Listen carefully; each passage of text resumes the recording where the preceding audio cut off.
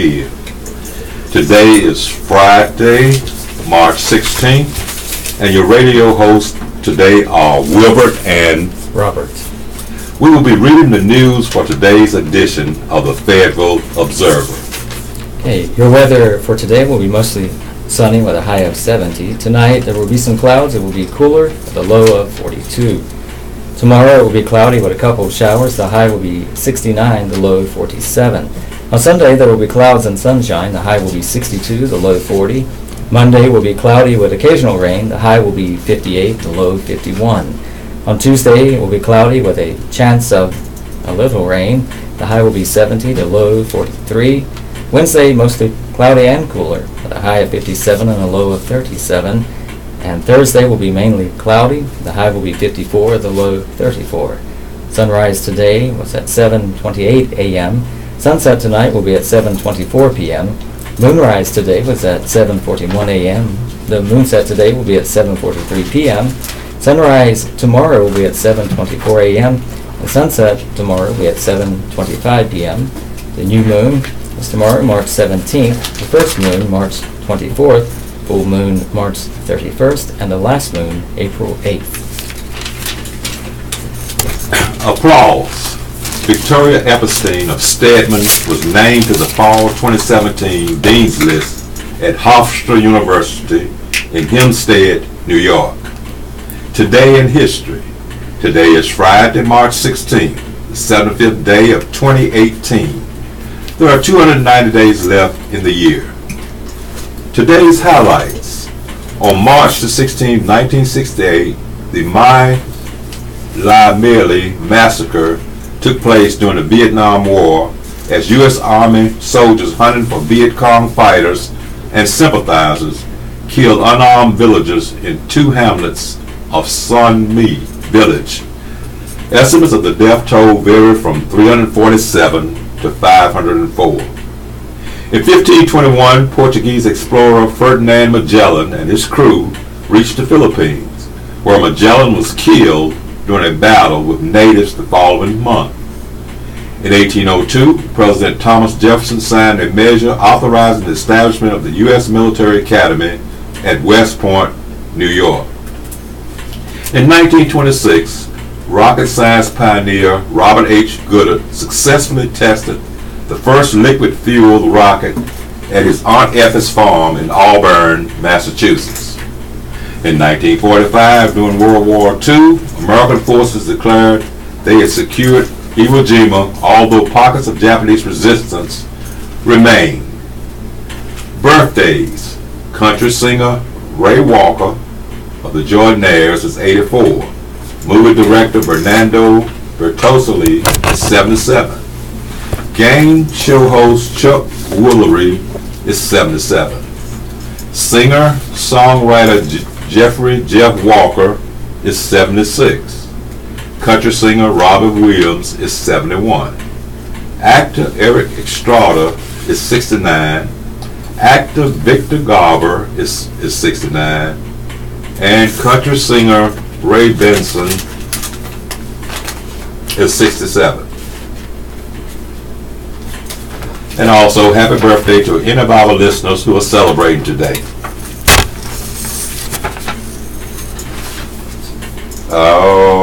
Miriam Cooper and Gladys Strickland and Ethel Jackson. And Daybreak Need to Know. Dog Day in the Garden. Cape Fear Botanical Garden will have its Dog Day in the Garden from 11 a.m. to 5 p.m. on March 24th. There will be dog-related vendors, canine-friendly activities, and food trucks on site. Admission is free for garden members, $5 to $10 for non-members. The garden is at 536 Northeastern Boulevard. You can call 486-0221 for more information. Easter and Hope Mills. Join the Hope Mills Recreation Center in celebrating Easter on March 24th. Events include breakfast with the bunny, an Easter egg hunt, and crafts in the Recreation Center. Tickets must be purchased in advance. Contact the Recreation Center for more details. Breakfast with the bunny is 8:30 to 11 a.m. The egg hunt is 11:15 a.m. to noon, and the crafts are at noon. Admission is $6 per person. FSU Open House. Fayetteville State University will have an open house for prospective students and their families on March 24th from 9 a.m. to 1 p.m. Registration begins at 8 a.m. The event will include visits at various academic departments and presentations by financial aid and admissions. For more information, contact the admissions office at 672-1371 or go to www.uncfsu.edu/becoming a student/open-house. Photos with the Easter Bunny. There will be several opportunities for children and pets to have their photo taken with the Easter Bunny at Cross Creek Mall on Saturday from 9 a.m. to 11 a.m. There will be a sensory-friendly photo session for families with special needs. On Monday from 6 to p.m., and pets will also get their chance. We want to hear from you. Please submit your events in writing at least 10 days in advance. Email calendar@fayobserver.com or fax complete details to 486-3545. For questions, call 486-3500. Livewire. City customer call center handles complaints. Question. We've had our recycle cans picked up in 2 weeks. Haven't had our recycle cans picked up in 2 weeks in our subdivision. We've called and complained, asked to speak to a supervisor, but it still has not been picked up yet. What more can we do? Who can we call to get some actions? RB from Fayetteville. Answer.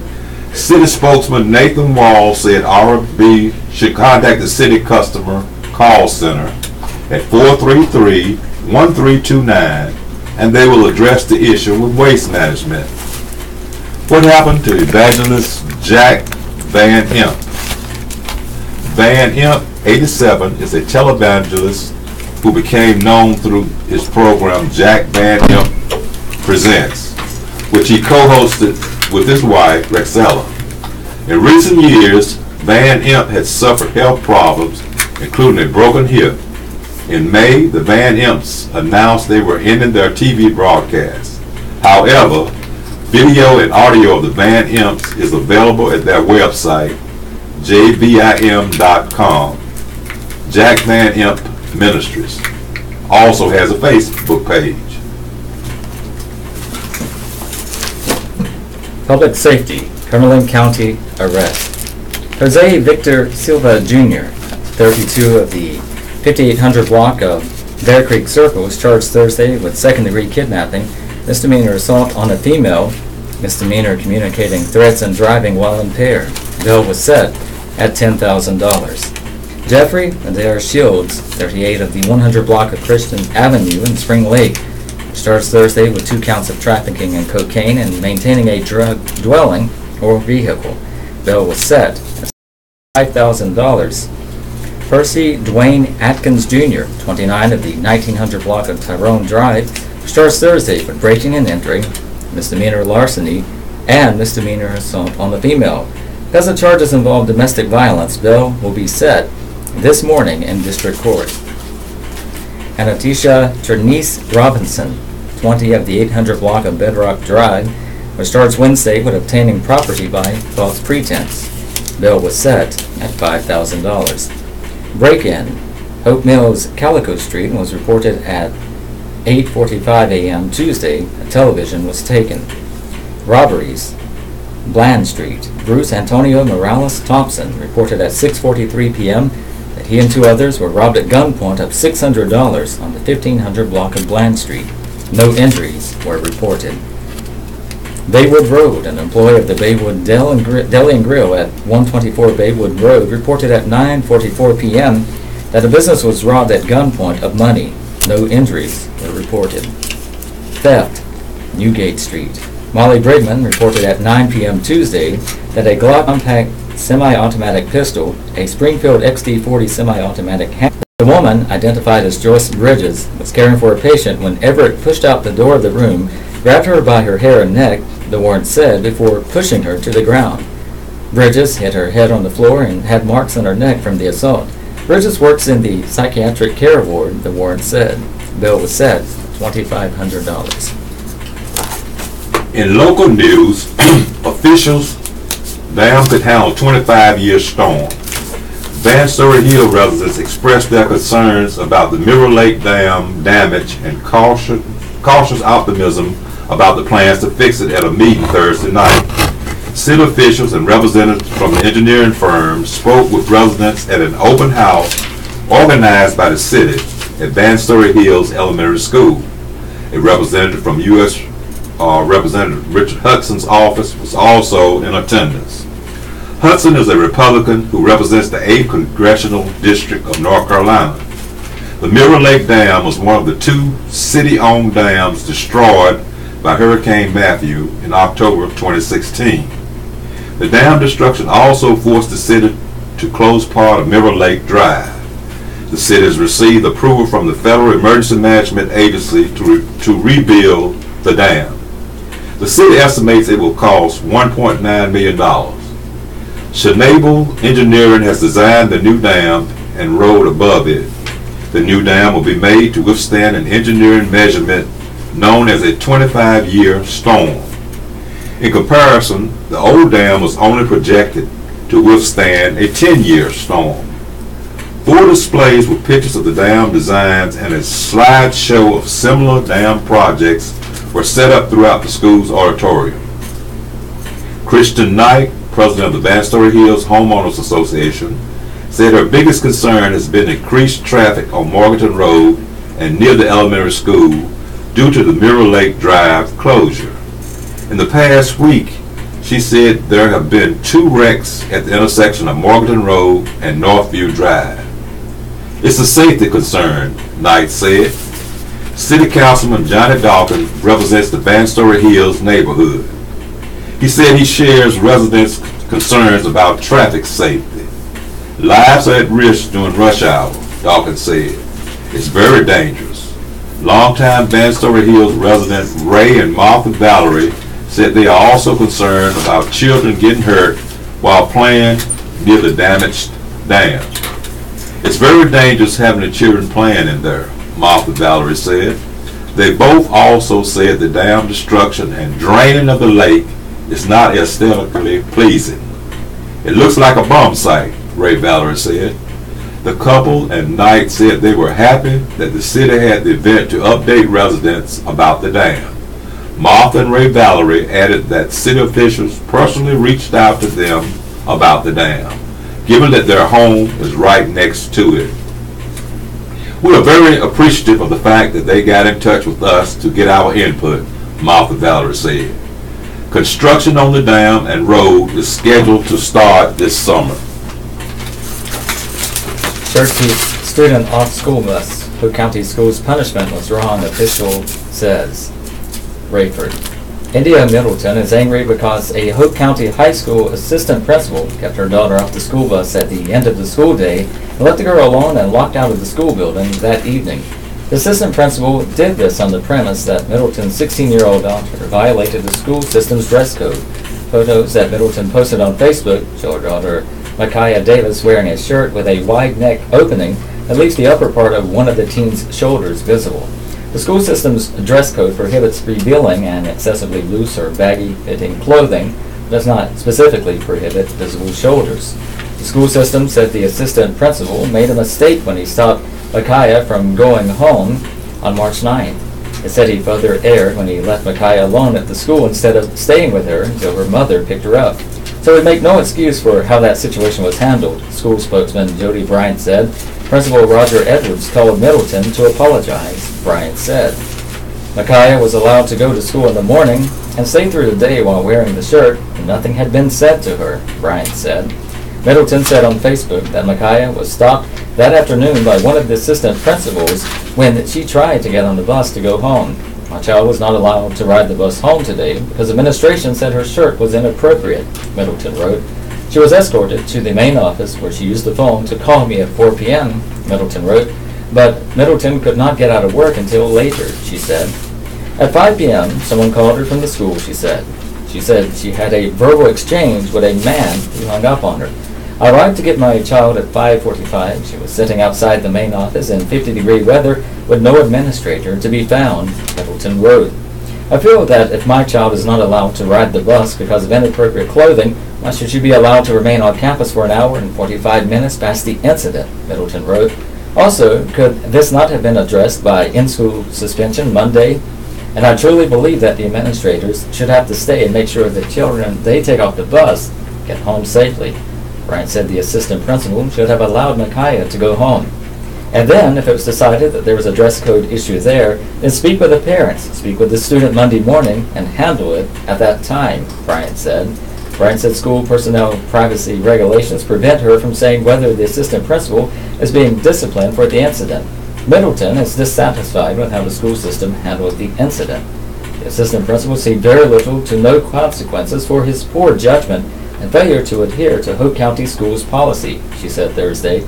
So that says to me that accountability and consequences are not applicable if you are in position of power in Hope County. In other news, stormwater gridlock. A homeowner battles flooding while a fight over permits has ensnared the city, a developer, an engineering firm, and a builder. Green sandbags surround Marvin Basin's home in the Liberty Hills neighborhood. Some have turned gray and black, the effects of repeated flooding and mold due to stormwater issues. It smells and the fence is rotting, Basin said. Since 2015, Basin has been fighting with the city and developers to amend the stormwater design issues that have led to flooding at his North Fayetteville home. It's in a subdivision adjacent to Kings Grant. Some progress was made in November when the City Council approved a more than $230,000 addition to the Stormwater Fund to help repair the drains in the area.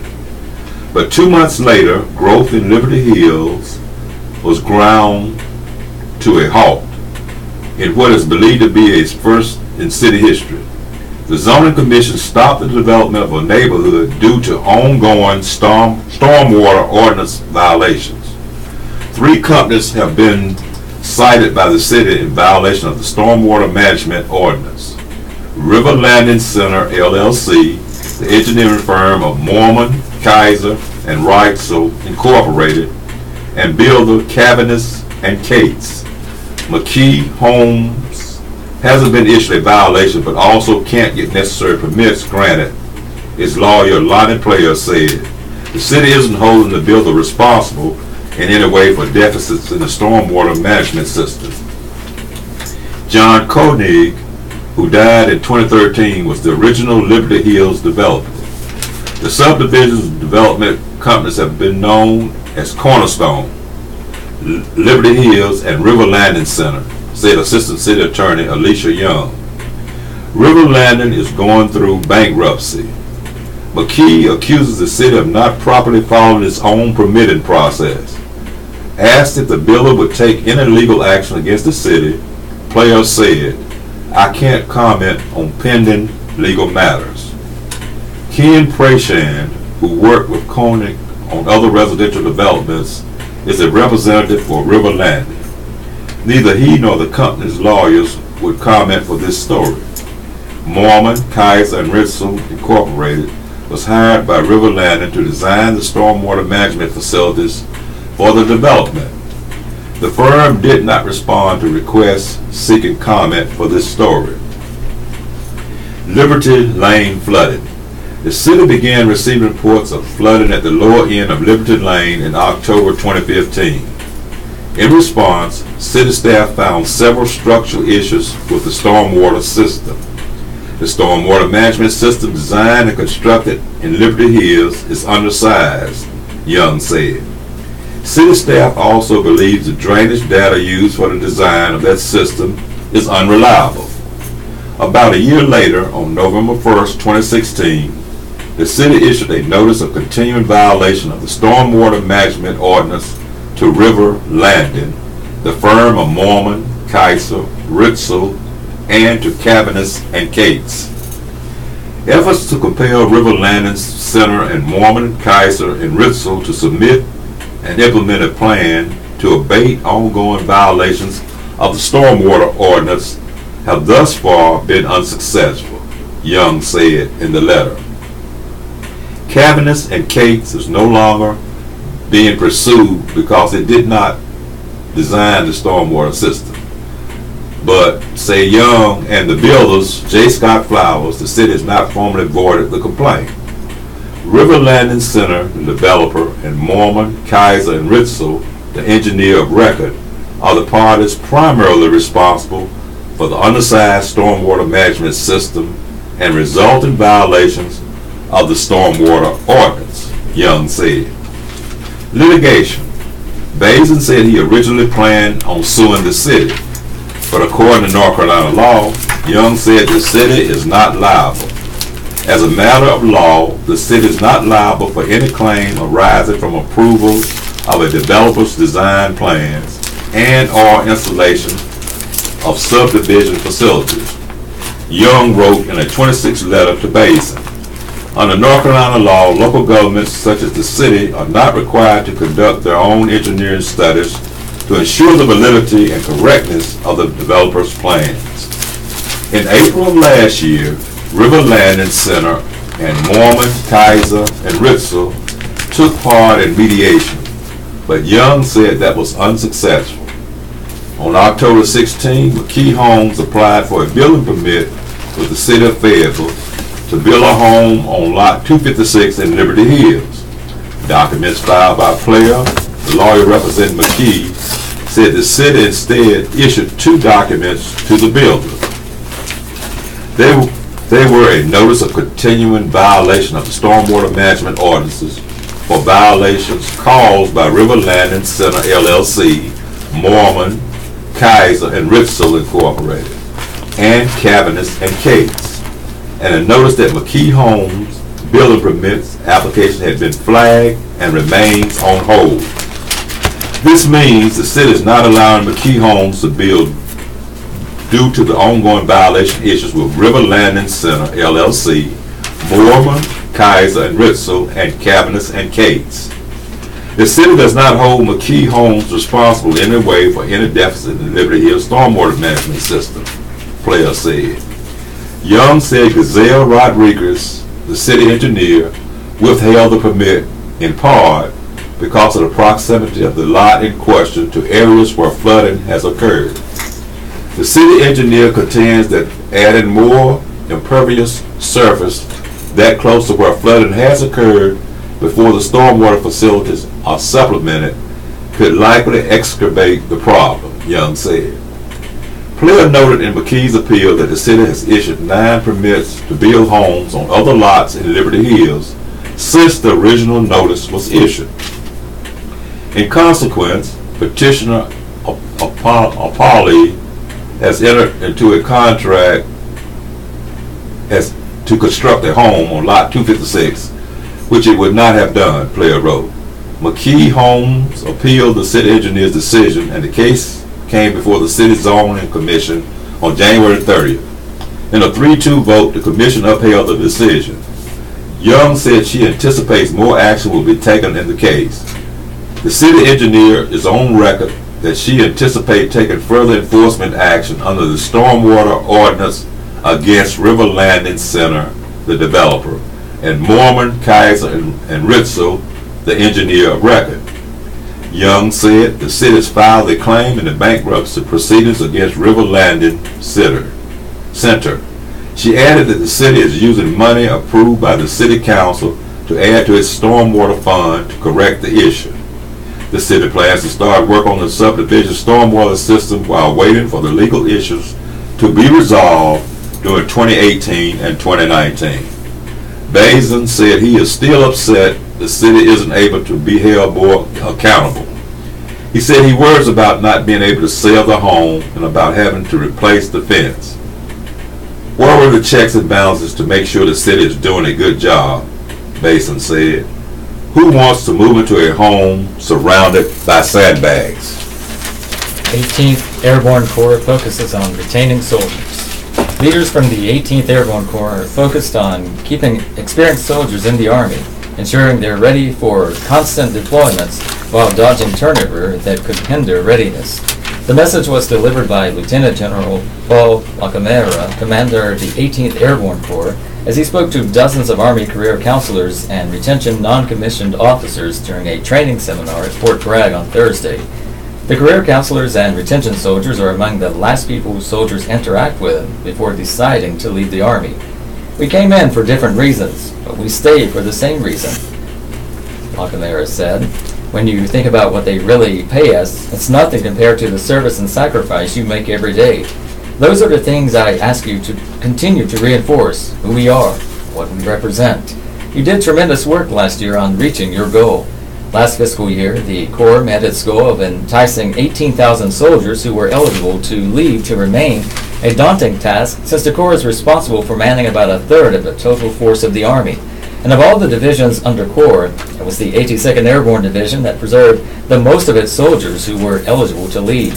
Lacamera lauded the retention achievements made across the Corps' 4 divisions: 3rd Infantry Division at Fort Stewart, Georgia, 10th Mountain Division at Fort Drum, New York, 101st Airborne Division at Fort Campbell, Kentucky, and the 82nd Airborne Division.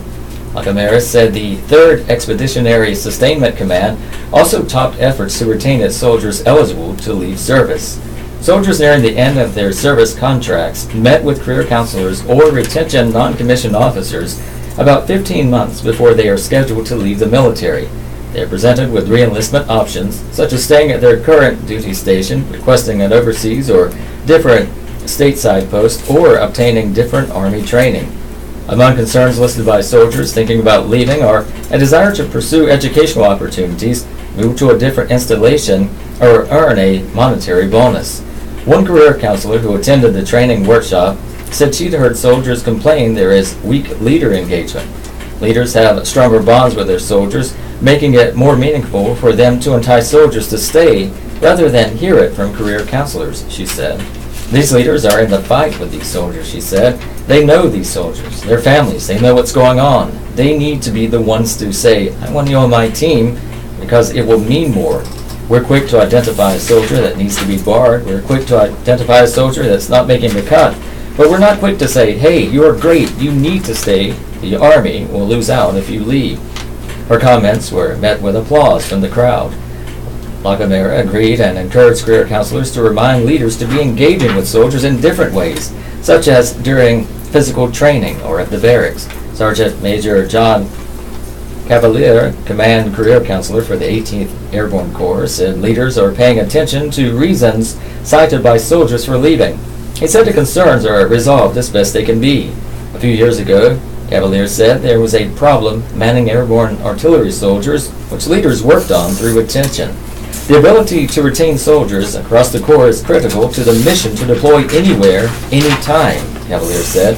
Without the soldiers, we cannot defeat our enemy, he said, and this builds a future force. This is the Southeastern North Carolina Radio Reading Service, a United Way partner agency.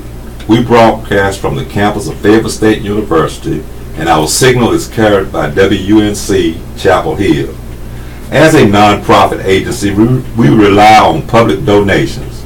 We request your support to continue our services.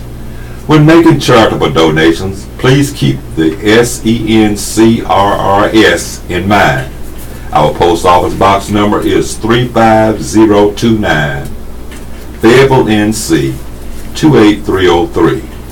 If you have any questions or comments, please call us at 910-672-1600, or our toll-free number is 1-844-709-5656. Your radio hosts are Wilbert and Robert, and we are proud to serve you today. And coming up on Saturday, April 7th, 2018 at the Gates Ford Golf and Country Club is the 8th annual for the Blind and Visually Impaired Golf Tournament fundraiser. WeReadRadio.org. We read news and info through radio receivers to the blind and visually impaired.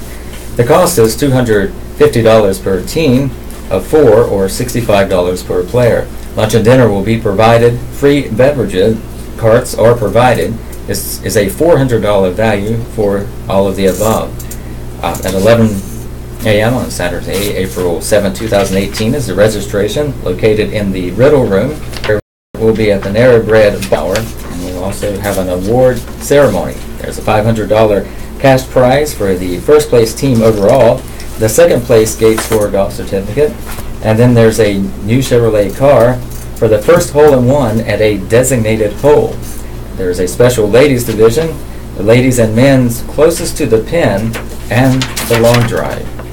Again, that is on Saturday, April 7, 2018 at the Gates 4 Golf and Country Club, the 8th annual golf tournament fundraiser.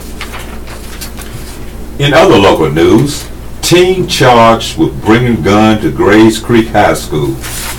A former Grays Creek High School student is accused of bringing a handgun on the campus Friday afternoon. The Cumberland County Sheriff's Office said just before 3 p.m. the Sheriff's Office was notified there was a person with a gun in the high school parking lot on Celebration Drive, Lieutenant Swan said. Deputies checked the parking lot and found a red GMC with an empty holster on the dashboard. 2 people in the car were asked to step out, Swain said. Deputies searched the vehicle and found a 10mm semi-automatic handgun in the back seat floorboard. Swain did not know whether the gun was loaded. The driver, Brandon Lee Williams, 19, of the 1500 block of Seafield Lane in Hope Mills, was charged with possession of a weapon on school grounds. Williams told deputies he was at the school to pick up his sister, who was a student there, Swain said. Bail was set at $1,000.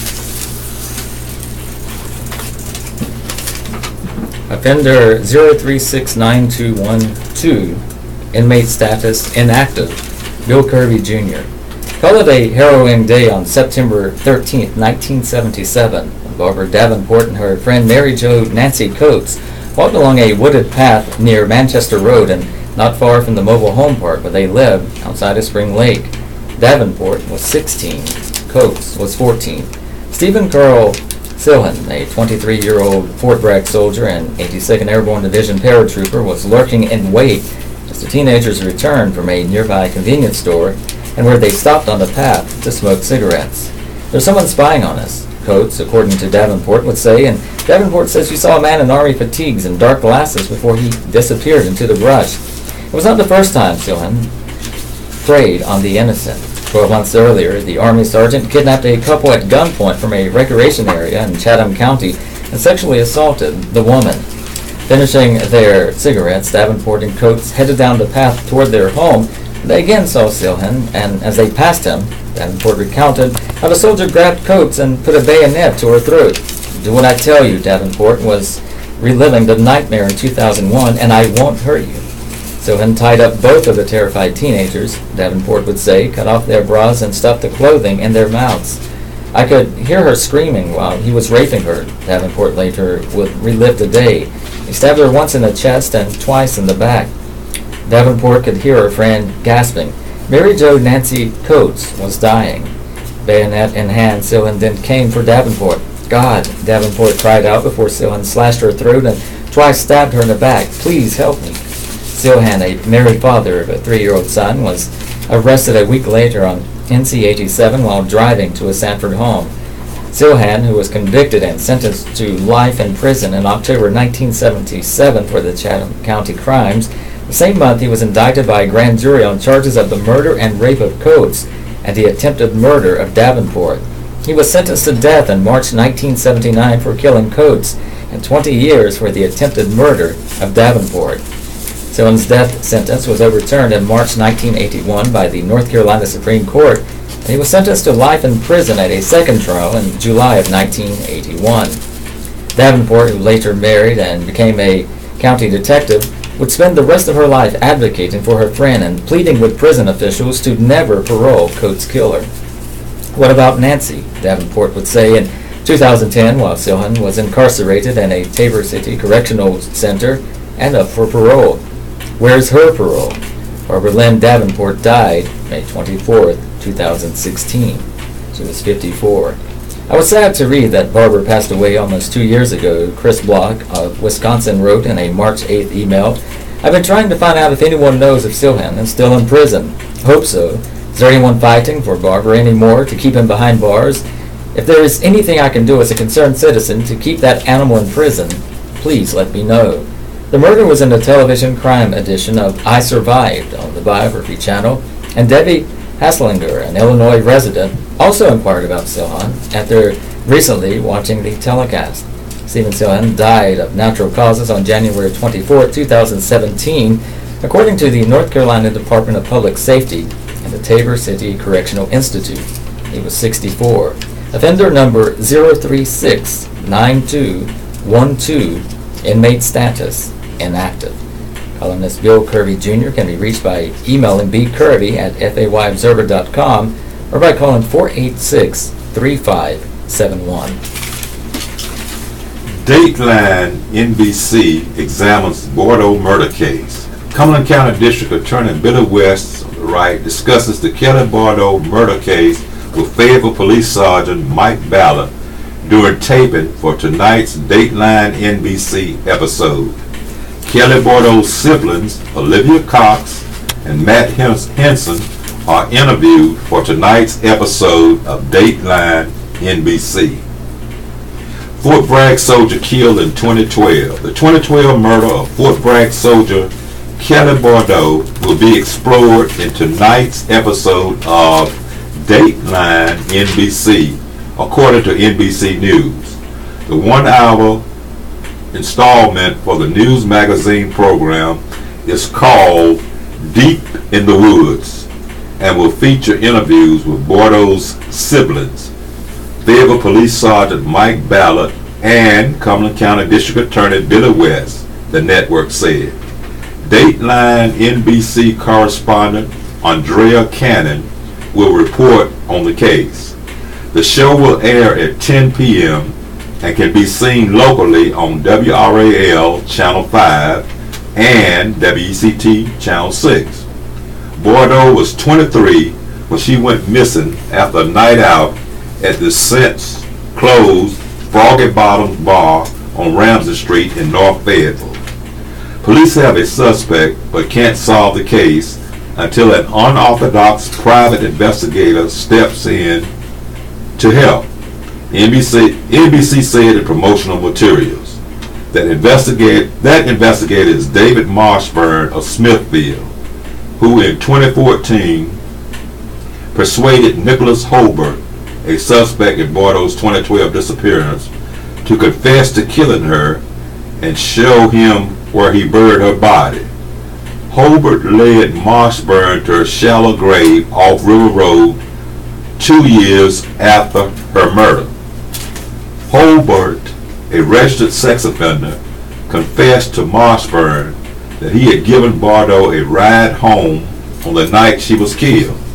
Holbert lived in the woods behind the bar and did part-time work there.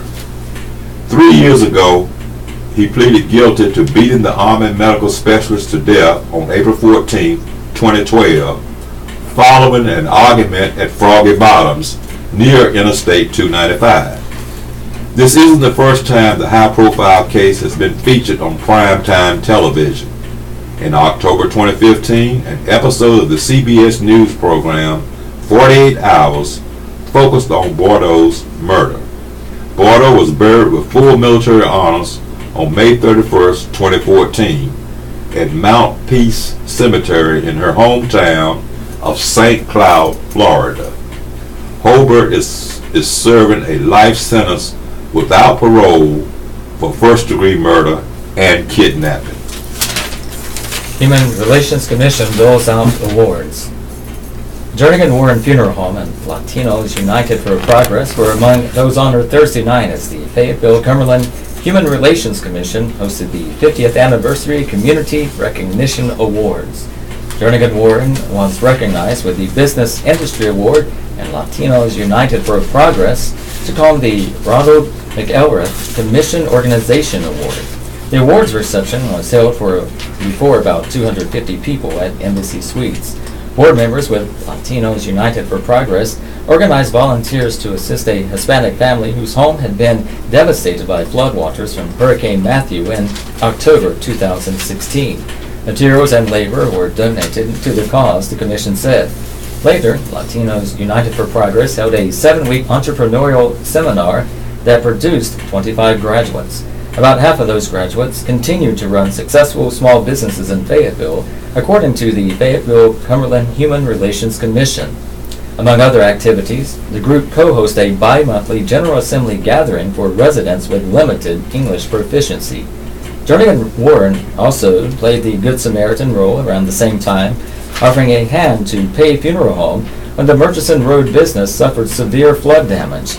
In this case, it was the September tropical storm that flooded some parts of the area roughly 2 weeks before Hurricane Matthew.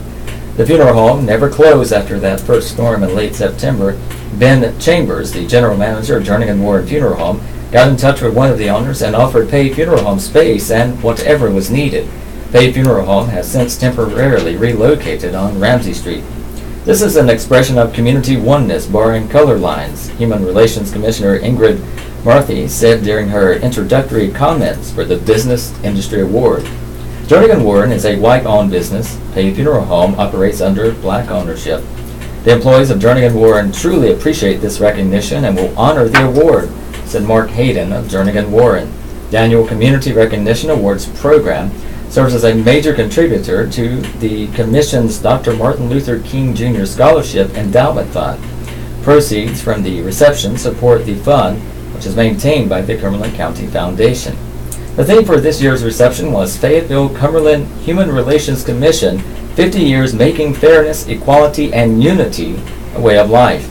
The other awarded recipients on Thursday were the Reverend Mary Owens, who has served as president of the Cumberland County Ministerial Council for the past 5 years, was presented with the Belgis Leader Award. Owens is the Christian Education Director of Mount Pisgah Missionary Baptist Church. Robert McRae, who has given a quarter-century of service to the Human Relations Commission of the Army as an active-duty soldier and civilian, got the Elmer Floyd Lifetime Achievement Award. 6 years prior to his military retirement, McRae became a sergeant major of Fort Bragg's Equal Opportunity Office. In 1999, he became an Equal Opportunity Specialist. Methodist University's Rosetta chapter of Kappa Alpha Psi Fraternity Incorporated was honored with the Carlos and Terry Union Sikowski Humanitarian Award. The chapter members have earned a reputation for their volunteer community service. Cumberland County Commissioner Charles Evans received the Esther Department Individual Award for what was called his desire to help others and make this community a better place for everyone. He has long fought for oppressed people, Human Relations Commissioner Linda Amos said, and speaks out on issues affecting the lives of the poor. Roy Mayhew, an educator at Luther Nick Gerald's Middle School, was presented with the Alfonso McCoy Youth Award. And Carlin Ashford, a graduate of Cross Creek Early College and current senior at Fayetteville State University, received the Alfonso McCoy Youth Award. Defense spending in North Carolina up in 2017. Cumberland Onslow have largest shares of military dollars. Tar Heel State businesses earned more than $2.8 billion in military and other defense contracts in 2017, up more than $400 million from the prior year, according to the North Carolina Military Business Center. The defense industry remains the second largest sector of the state economy, officials said, citing federal statistics on contracts awarded during fiscal 2017. The annual impact in the state totals $66 billion, or 12% of North Carolina's gross domestic product. Scott Dorney, executive director of the Business Center, said the increase in contracts was part of a larger increase in federal spending in North Carolina. In 2017, businesses in our state executed over $5.1 billion in federal prime contracts, $2.8 billion in DoD prime contracts, and billions more as subcontractors and suppliers on federal projects, he said. Each prime and subcontract performed grows jobs, expands the economy and tax base, and improves quality of life for everyone in North Carolina. The North Carolina Military Business Center is a business development entity headquartered at Fayettville Technical Community College. It works to leverage military and other federal business opportunities to expand the economy, grow jobs, and improve quality of life in North Carolina. Most of the federal dollars that are funneled to North Carolina are related to the state's large military population. North Carolina is home to 6 major military installations, including the largest in the nation, Fort Bragg, and the largest Marine Corps base on the East Coast, Camp Lejeune. It also is home to 116 National Guard and 40 Army Reserve facilities. All told, the state has the nation's 3rd highest concentration of uniformed military personnel.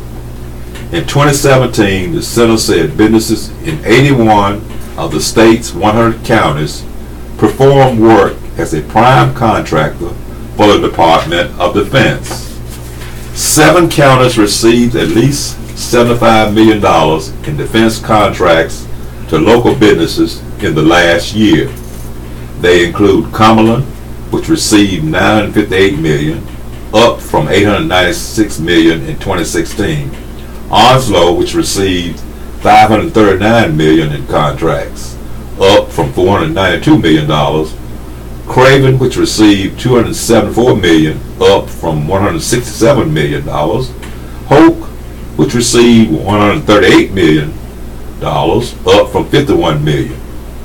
Wayne, which received $133 million, up from $82 million.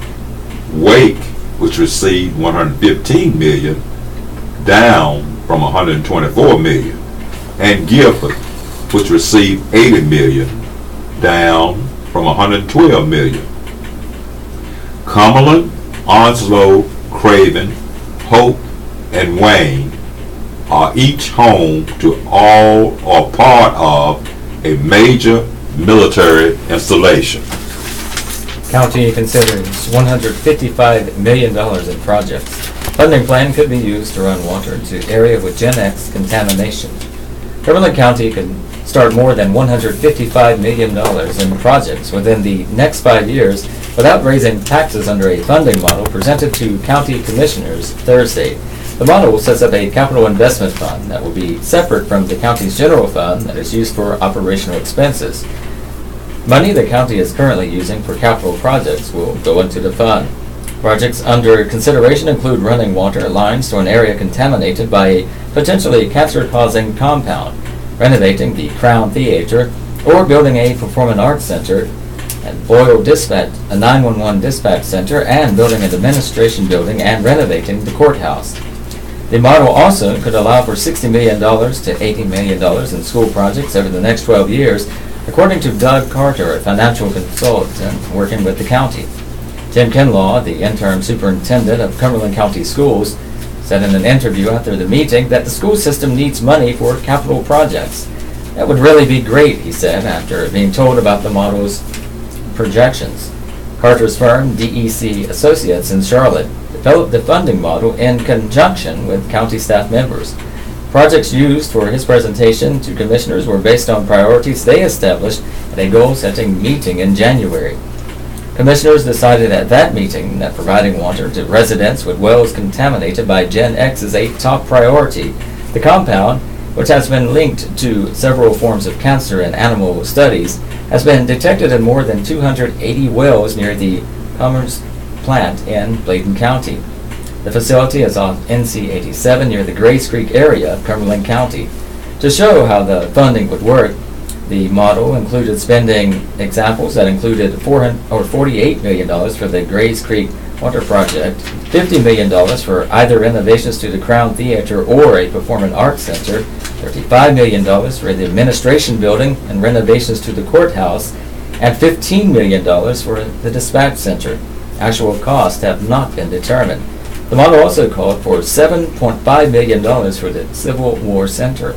Commissioners have agreed to provide that much funding if the project moves forward. Carter said commissioners will decide which projects are built. He said the model is a living document that can change from year to year. This is the starting point, he said. It's not static. The commissioners decided to move forward with the fund. They are expected to discuss the issue again at a meeting April 26th. I think the concept is solid, Commissioner Jimmy Keith said. From the business page, getting a lift. Surge in airline hiring boosts interest in aspiring pilots. Dallas. Major U.S. airlines are hiring pilots at a rate not seen since before 9/11, and that is encouraging more young people to consider a career in the cockpit. Hiring is likely to remain brisk for years. Smaller airlines in the U.S. are struggling with a shortage that will continue as they lose pilots to the bigger carriers, which in turn will need to replace thousands of retiring pilots over the next few years. Aircraft maker Boeing predicts that the U.S. will need 117,000 new pilots by 2036. Just a decade ago, thousands of pilots were furloughed and some abandoned the profession. The shortage has been felt most keenly at regional carriers where many pilots start their airline careers. Last summer, Alaska Airlines subsidiary Horizon Air canceled more than 300 flights over 2 months for lack of pilots. Republic Airways filed for bankruptcy protection in 2016, citing a pilot shortage that forced it to ground flights. Many regional carriers fly smaller planes for American Eagle, Delta Connection, and United Express. Signing bonuses and higher pay have helped them hire more than 17,000 pilots in the past 4 years, but that only replaced those who moved up to the major carriers, according to the Regional Airline Association. Demand at the major airlines is expected to grow as thousands of pilots at American, Delta, United, and Southwest hit the U.S. mandatory pilot retirement age of 65 in the next several years. American Airlines CEO Doug Parker believes the industry will cope. Economics is going to take care of this, and I think that's what is happening now, Parker says. The flight schools are starting to fill up with people who realize if I can get myself to 1,500 hours, the minimum flight hours needed to get an airline pilot license, I could be assured of a career as a pilot. That's not something people could convince themselves of from 9/11 on until now.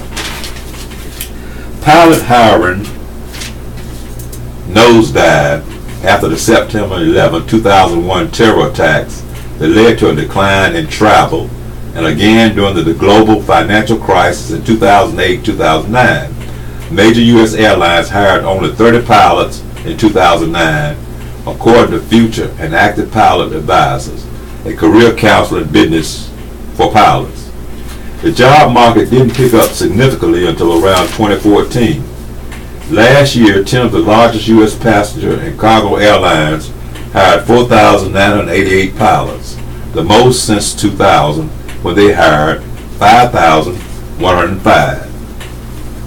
It's the best sellers market I've seen in the last 45 years of monitoring airline pilot hiring, says Louis Smith, a retired airline pilot who runs the pilot counseling outfit. Smith says forums for aspiring pilots that once drew a couple dozen people now sometimes attract more than 150. Some hope to make a mid-career change, which was rare just a few years ago. Aaron Lodomersky is one of those career changes.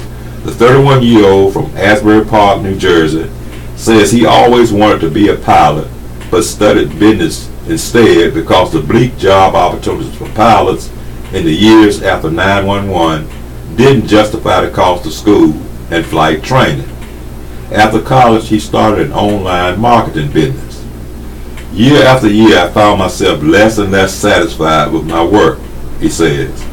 I started thinking about what kind of career would really lead me to feeling fulfilled and accomplished, and I kept coming back to aviation.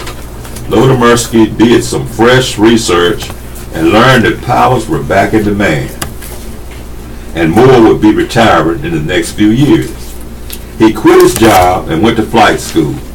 Now he's working as a flight instructor to gain the required flying time for an airline pilot. I can interview for and even accept a conditional letter of employment and know I have my dream job lined up for me when I'm ready, he says. Applications for commercial aviation majors at the University of North Dakota, a big aeronautical school, have more than doubled in the last 3 years, says Elizabeth Burke, an aviation professor and one of the authors of the university's widely watched forecast on pilot supply. Cheers and jeers. Cheer for Vision Center. Marvin Lynn Maxwell of Thunder Rock writes, "Cheers to Carolina Vision Center. One evening in mid-December, upon entering Carolina Vision Center early the next morning without an appointment, Randy at the front desk immediately signed me in and I was taken to Dr. Brandon Phillips' office. I received prompt attention and treatment. The concern and care given to me by the entire staff was wonderful, and Dr. Phillips went beyond the normal office hours to keep tabs on progress. May I highly recommend the services of Carolina Vision Center. To all the staff, thank you, with a special thanks to Randy, Dr. Phillips, Patty, and Sally. You are all the best. Send us your cheers and jeers. Want to share praise for an individual or business, or vent about a bad experience? Submit your cheer or jeer to cheersandjeers@fayobserver.com or call 486-3590. Include your full name, hometown, and phone number, and limit your item to 125 words. To correct or cancel a submission, call 609-0651. Cheers and jeers are published as space permits. Letters to the Observer. It really does lean left. The March 9 letter to the Observer, this page leans left, hits the nail on the head. The writer's 45-day survey of the opinion page of the Observer proves to me what I was certain of all along. The Fayetteville Observer is liberal slanted. To print a Leonard Pitts column wherein he called the president a lumpy sack of molded oranges was caustic, leftist, and irreverent of the person who currently holds the title of President of the United States. I admit to not being a fan of the president, but I respect the democratic process that put him there. When I voted for Trump, it was a choice of voting for the lesser of two evils. Now that we have him as president, we should respect his position, if not the man. Radio show gets the axe. I was not informed until after my March 10 broadcast of Stan the History Man on WFNC AM that it would be my last program. The decision was made at corporate levels well above my pay grade, but we've had a good run of this unique program since its debut in 2003. Thank you for your continued support over those years. All the best. This is the Southeastern North Carolina Radio Reading Service, a United Way partner agency. We broadcast from the campus of Fayetteville State University, and our signal is carried by WUNC Chapel Hill. As a nonprofit agency, we rely on public donations. We request your support to continue our services. When making charitable donations, please keep the SENCRRS in mind. Our post office box number is 35029, Fayetteville, NC 28303. If you have any questions or comments, please call us at 910-672-1600. Our toll-free number is 1-844-709-5656. Your radio hosts are Wilbert And Robert. and we are proud to serve you today.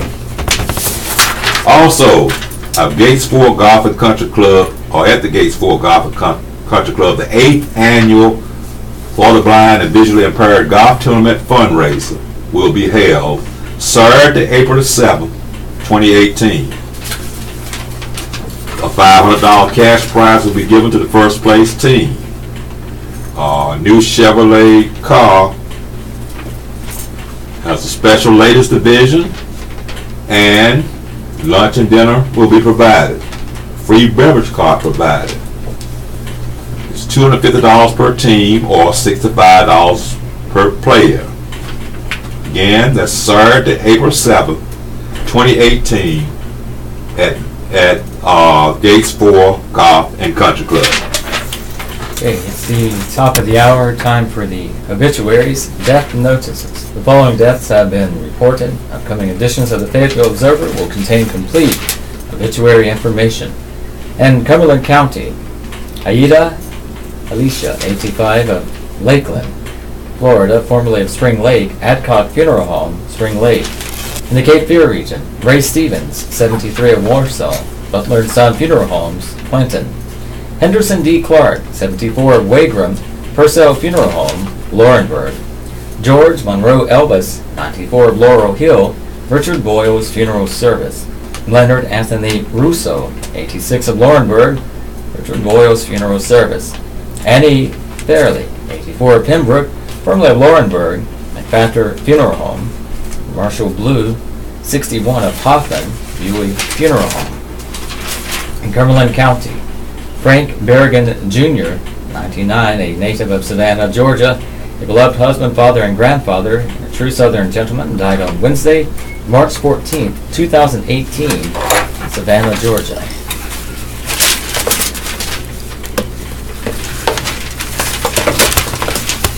The funeral mass will be held at 1:30 p.m. Wednesday, April 4th, 2018, at the Cathedral of St. John the Baptist, officiated by Frank's nephews. Friars Gary Schreck and Chris Schreck will officiate. In lieu of flowers, friends may consider making a donation in Frank's memory to the Frank Berrigan Jr. Endowed Scholarship Fund with Methodist University in Fayetteville, North Carolina. Please sign our online guest book at www.foxandweeks.com. Fox and Weeks Funeral Directors, Hudson Chapel, Savannah, Georgia, provided the services. John Thomas Vankirk, 64, of Spring Lake, died Saturday, March 10th, 2018. A memorial will be held Saturday at 5 p.m. at Kingdom Building Ministry 10, Technology Drive in Garner. Please direct flower deliveries to the church. Burial will be at South Florida National Cemetery. Services entrusted to Marty Miller Funeral Home. Delton Conrad Heavy Burnett, 68, of Fayetteville, died Saturday, March 10th, 2018. Funeral will be held Saturday at noon at St. Luke AME Church. Viewing will be at Wiseman Mortuary Friday from 2 p.m. to 6 p.m. The burial will be at Refuge Community Church Cemetery in Fayetteville. Services entrusted to Wiseman Mortuary. Michael Scott Stanbridge, 39, of Autryville, went to his heavenly home on March 2nd, 2018. A memorial service will be held at 3 p.m. Saturday, March 17th, 2018 in St. Matthew's United Methodist Church, with Reverend Tim Pittman officiating. The family will receive friends immediately following the service. Memorial contributions may be made to Fayetteville Animal Protection Society, or FAPS, 3927 Bragg Boulevard, Fayetteville, North Carolina, 28303. Services entrusted to Rogers and Brees Funeral Home. Elbridge Ev Otis McLaurin, 95, of Eastover, North Carolina, passed away on Wednesday, March 14, 2018 at the VA Medical Center in Durham, North Carolina. The family will receive friends from 9:45 a.m. to 10:30 a.m. on Saturday, March 17, 2016 at Salem United Methodist Church in Eastover. Funeral services will follow at 10:30 a.m. in the sanctuary of Salem United Methodist Church. Burial will follow at Lafayette Memorial Park, and online condolences may be made at sullivanshighland.com. Services are entrusted to Sullivan's Highland Funeral Home and Crematory in Fayetteville, North Carolina. Ingeborg Koshner, 91, of Fayetteville, died Monday, March 12, 2018. The funeral will be held Monday at 12:30 p.m. at Lafayette Baptist Church. The visitation will be at Lafayette Baptist Church Monday from 11:30 a.m. to 12:30 a.m.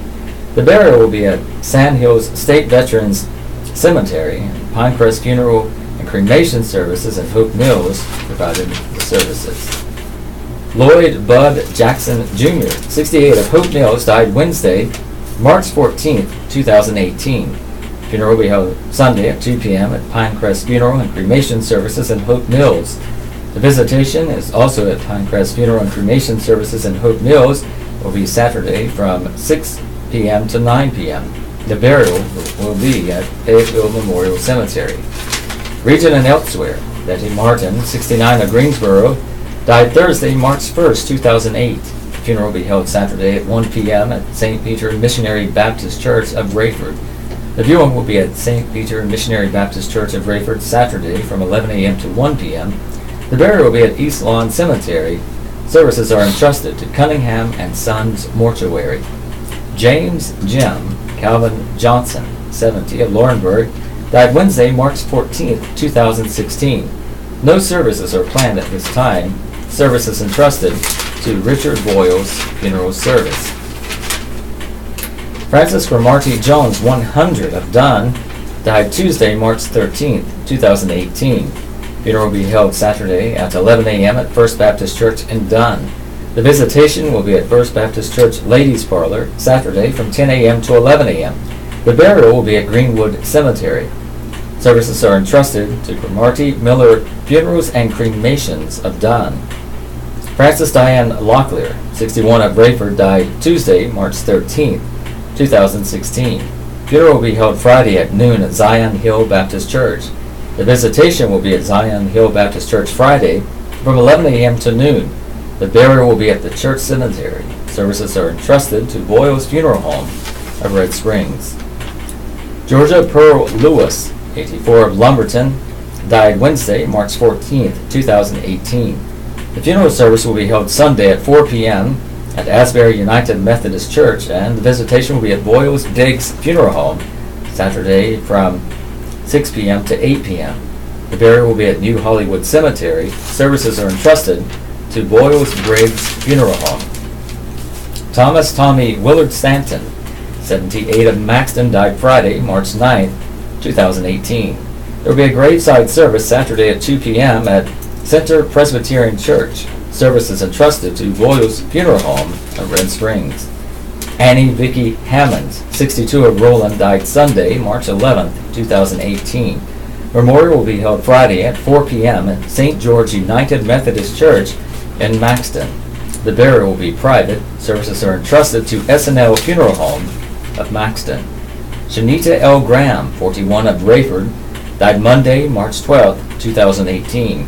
Funeral will be held Saturday at 3 p.m. at Inspirational Temple Church of God on 1259 Hoke Loop Road. The visitation will be at Dovey Funeral Home Friday from 1 p.m. to 6 p.m. and the burial will be at Hoke County Community Cemetery. Services entrusted to Dovey Funeral Home. Reverend Onita Dupree, 68, of Lumberton, died Wednesday, March 14, 2018. Funeral will be held Monday at 11 a.m. at McCormick Chapel AME Church. Visitation will be at Colvin Funeral Home of Lumberton Sunday from 3 p.m. to 6 p.m. and the burial will be at Alligator Cemetery of Fairmont. Services entrusted to Colvin Funeral Home of Lumberton. John Edward Johnson, 52, of Rayford, died Sunday, March 11, 2018. Funeral will be held Saturday at 1 p.m. at Silver Grove Emmanuel Missionary Baptist Church. The viewing will be at Bowie Funeral Home Chapel Friday from 1 p.m. to 7 p.m. and the burial will be at the church cemetery. Services entrusted to Bowie Funeral Home. And that concludes today's obituaries. And from the Billy Graham section of the newspaper, editor's note, this My Answer column was completed before Reverend Billy Graham's recent death. Be grateful that God is with us during trying times. Question: I have heard that the Bible tells us to be thankful about everything that happens to us. But how can I have a thankful attitude when everything seems to be going wrong? It just doesn't make sense. Question submitted by Mrs. S. MCF. Answer: yes, the Bible does urge us to be thankful, even when life isn't going the way we wish it would. The Bible says, understand what the Lord's will is. always giving thanks to God the Father for everything, in the name of our Lord Jesus Christ. Ephesians 5, verses 17 and verse 20. This doesn't mean we're supposed to shut our eyes to things that are evil or bad and pretend that they are really good, because they aren't. Evil is real, and sometimes our lives are invaded by terrible things that we don't fully understand. Nowhere does the Bible command us to thank God for evil or for the works of the devil. Not at all. But the key is to realize that even in hard times, God is still with us, and that should cause us to be thankful. If God weren't with us, we'd have no reason to have hope for the future or to be thankful. But He is with us, and that makes all the difference. In fact, it's often in hard times that we realize our need for God's help and turn to Him. Send your queries to My Answer, care of Billy Graham Evangelistic Association, 1 Billy Graham Parkway, Charlotte, NC, 28201. Dear Eddie, Regine Phillips. Cancer diagnosis prompts search for life's lost love. Dear Eddie, this is the 37th anniversary when I met and fell in love with a beautiful young woman in Iowa. We were together less than a year before she decided to pursue her dreams in California. When she left, it broke my heart for years. To this day, I still feel the loss. In the years that followed, I paths crossed a few more times. Because I was recently married then, I had told my old friend and lover I needed to close the book on our relationship, saying it ripped my heart out because I knew it would cause me to lose her forever. We both respected it. After a divorce many years later, I started looking for her, to no avail. An urgency has overcome me now because I have been diagnosed with cancer, and I'm not sure what my future holds. I don't want to rekindle something I can't finish, but I would like to say goodbye one last time before I'm laid to my eternal rest. Should I continue searching for her, or should I stop, hoping she hears my prayers after all of these years and knowing I tried to do the right thing by her when I smiled and waved as she drove away so long ago? Unsure of my future. Dear Unsure, please accept my sympathy for your diagnosis. I'm sure most women would be touched to hear they were the love of someone's life, even if that love was unrequited. Remember, that decision was made many years ago. What if you find her and she's married with children? Would it make you feel better or worse? These days, many cancers are treatable or curable. If you should find her and you are not terminal, will it give you closure or more heartache? Only you can answer that. Readers can write to Dear Abby at dearabby.com or P.O. Box 69440, Los Angeles, California, 90069. Today's horoscope: Pisces, February 19 to March 20. A journey of discovery can be twice as enjoyable today if you take a friend along with you. He or she can provide some invaluable perspective. Aries, March the 21st to April 19th. You're getting bogged down in the little things when you should be focusing more on the big picture. There will be time for detailed work later. Taurus, April 20th, May 20th. If you aren't willing to take the time today to do something right the first time, when are you going to find the time to fix it later on? Gemini, May 21 through June 20. You may find yourself in charge of more than just your affairs.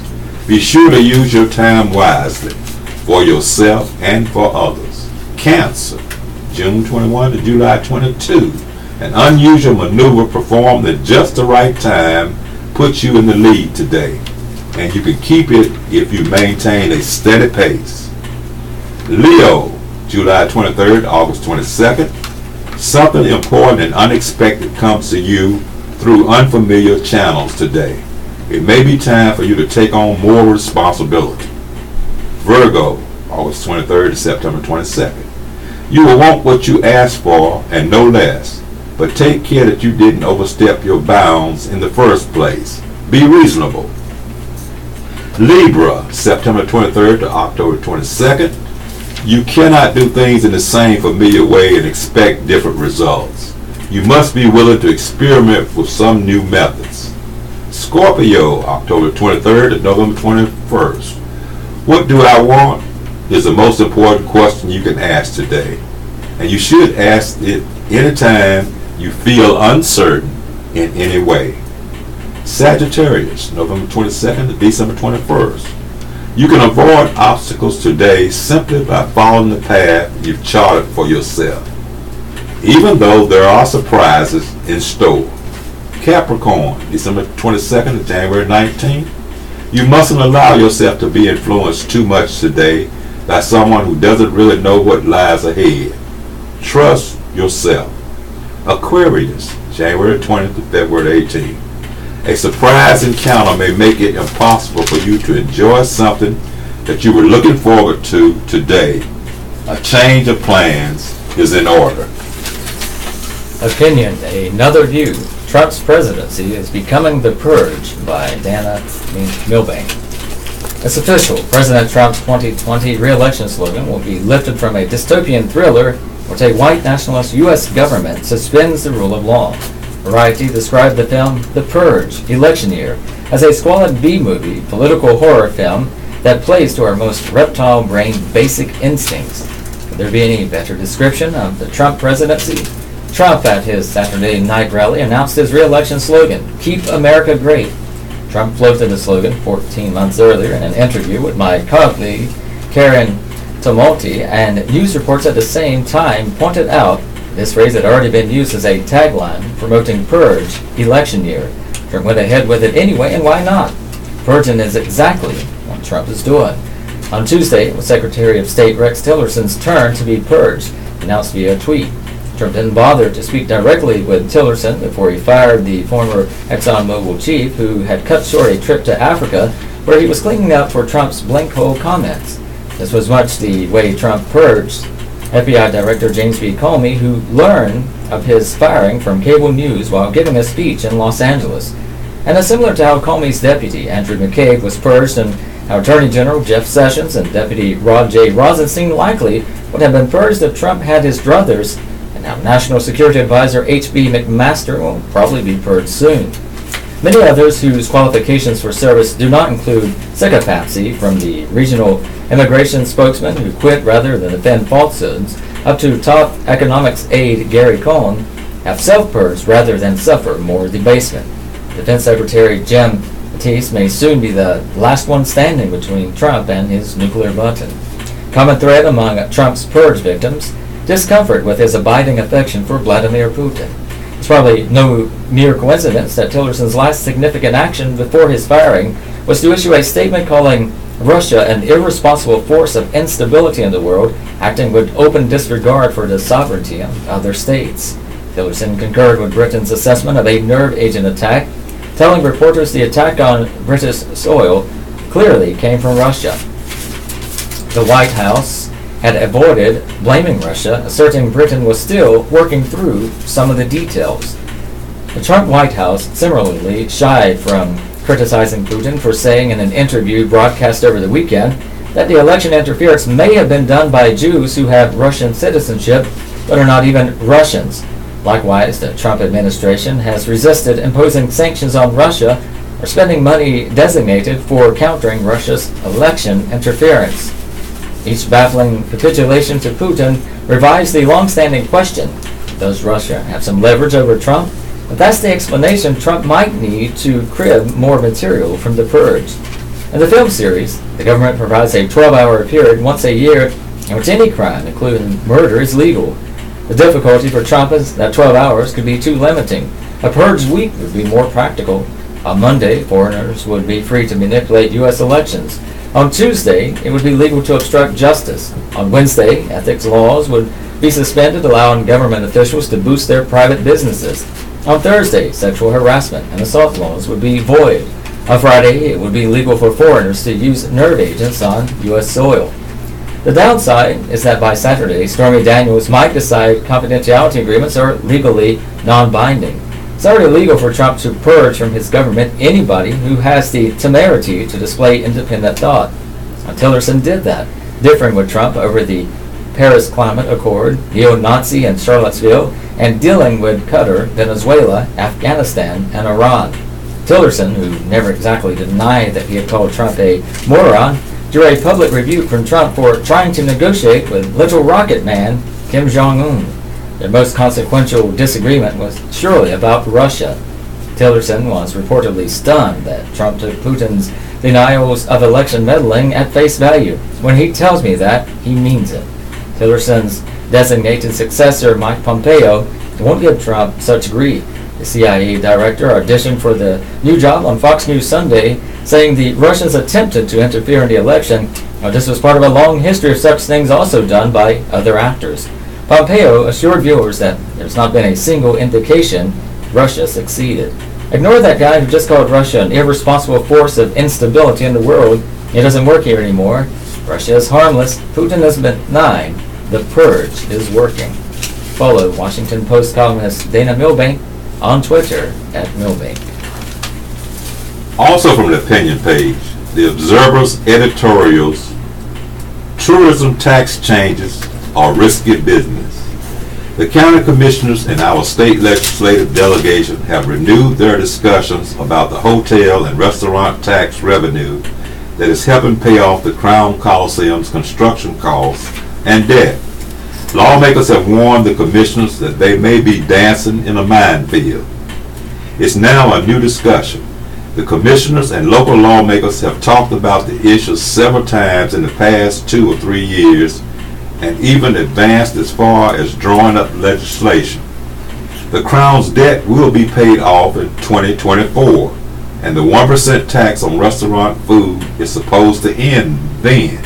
At least part of the hotel room tax won't be needed after 2024 either. But the commissioners want to use the money for other projects that will also drive tourism. The fundamental process of those taxes, putting heads in beds, is what the hotel industry calls it.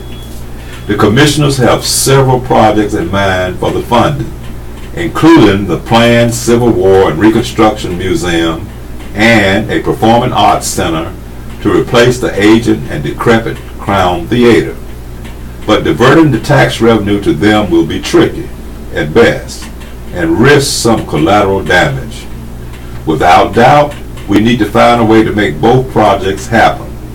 That'll be a big draw, likely putting many heads in beds, maybe more than the Crown. But as the commissioners already know, reopening the legislation that allows this taxation is dangerous. Inviting the General Assembly to mess around with any local legislation is always an unpredictable exercise. Meddling happens as the City Council discovered when it is battled with the Public Works Commission and ended up with a PWC charter that declares it an independent authority and leaves the council with less sway than ever over the public utility that it owns. The tourism taxes are even more dangerous because, as the commissioners have learned in the past 3 years, this county's funding arrangement don't square with North Carolina House guidelines for tourism development taxes. In 2015, the commissioners pushed legislation that would have abolished the county's Tourism Development Authority and the Convention and Business Bureau, instead directing revenue from hotel occupancy taxes directly to the commissioners. The measure also would have ended the statutory requirement that directs substantial funding every year to the Arts Council of Fayetteville, Cumberland County. The council in turn doles out money to dozens of arts-related programs and projects in the county, including to the theaters, the symphony, museums, and other venues. The money is critical for preserving the cultural life of the Fayetteville area. Fortunately, the bill died several deaths in Raleigh, while also reminding the commissioners of the substantial power that the hotel and tourism industry has in the General Assembly. The commissioners had also insisted that in making themselves the funding source for tourism and the arts, they wouldn't have altered the Arts Council revenue stream. We're sure the commissioners were sincere in that, but they can't make that promise binding on future commissioners. Without the funding stature, we expect there will be attempts in the future to redirect Art Council funding as well. State Representatives Elmer Floyd and Marvin Lucas warned the commissioners anew last week that adjusting the hotel tax law could bring unintended and unwanted consequences. The House has stringent guidelines on how much tax money can be spent, and Cumberland County is deviating considerably from them and wants to move even farther out of compliance. If our lawmakers file a bill to make changes, it's entirely possible that a legislative majority, spurred by a powerful industry, might modify the bill in ways that will hurt us. Our advice to the commissioners: tread carefully. We agree that we need new and reliable funding sources for the museum and a performing arts venue, but we can't put the rest of our cultural life at risk in the process. Another view by Tillerson's insubordination meant he had to be let go by Martin A. Thiessen. There are many reasons Rex Tillerson's tenure as Secretary of State was a failure, from his notorious isolation from his subordinates to his failure to help quickly staff the political appointment positions at state with competent Republicans. But it was his insubordination to the president that assured he wouldn't be long in his position. With a summit with North Korea in the works, President Trump's decision to oust Tillerson and replace him with CIA Director Mike Pompeo could not have come at a better moment. Tillerson was completely out of step with Trump's hardline stance on North Korea, which ultimately brought Kim Jong-un to the bargaining table instead.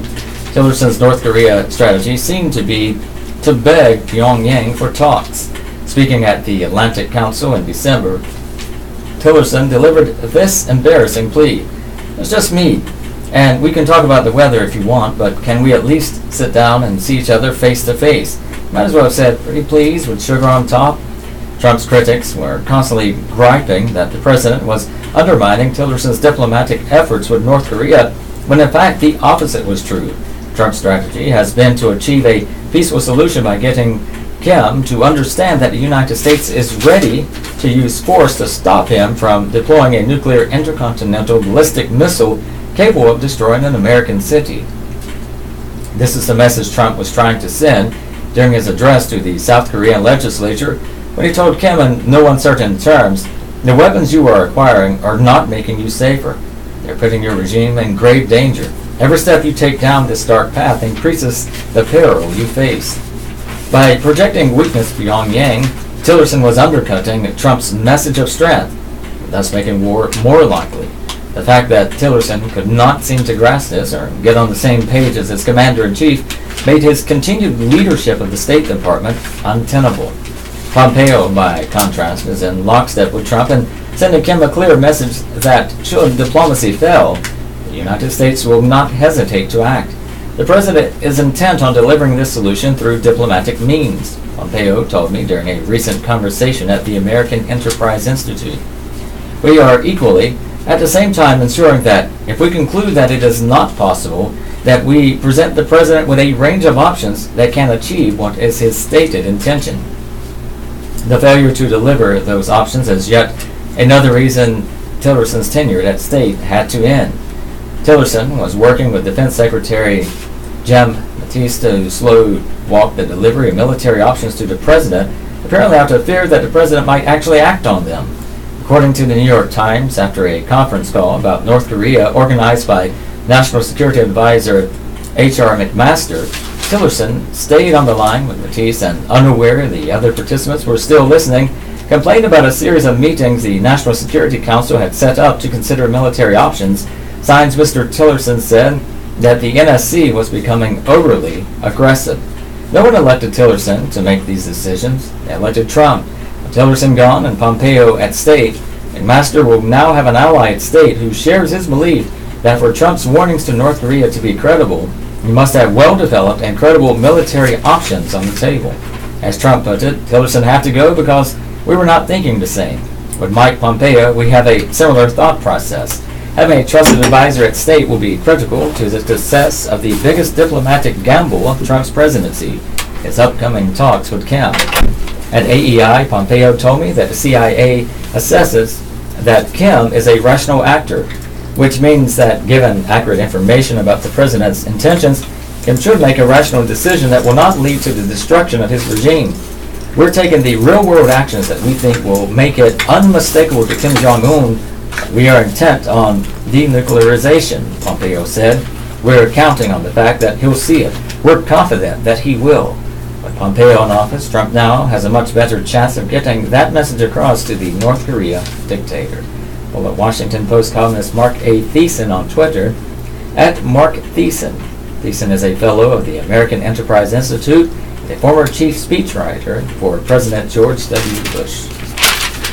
This is the Southeastern North Carolina Radio Reading Service, a United Way partner agency. We broadcast from the campus of Fayetteville State University, and our signal is carried by WNC Chapel Hill. As a nonprofit agency, we rely on public donations. We request your support to continue our services.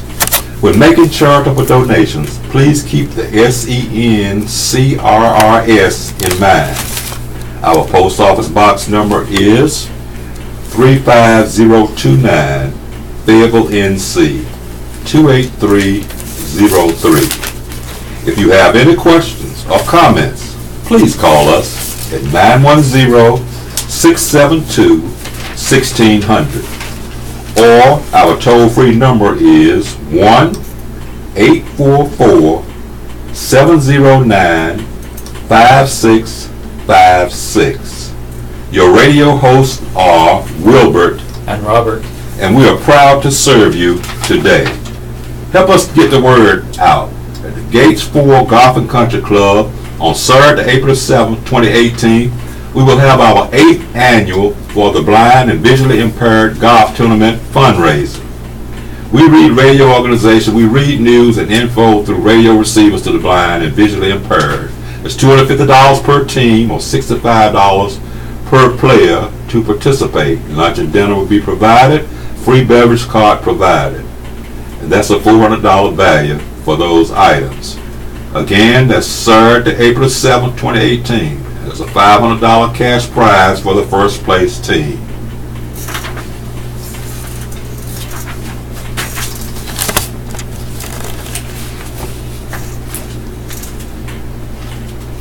Three-legged stool is six-legged but still wobbly.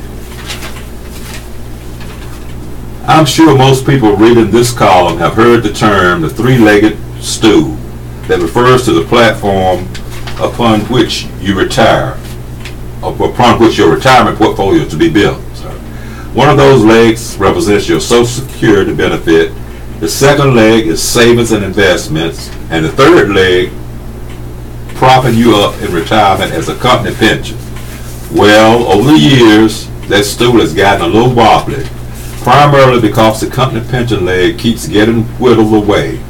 Earning a guaranteed monthly retirement pension from your employer is now about as common as getting your company CEO to offer you the use of his private jet and his vacation home in Maui. But a fourth leg has been added to that retirement stool. It used to be a little stubby thing, but it keeps growing bigger and bigger. I'm talking about the leg that represents earnings from a job.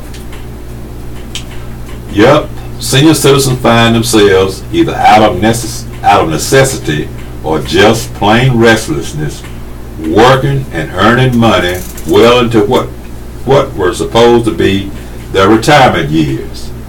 I've been tracking this development for years, and something just happened in the last year or two that is rather surprising.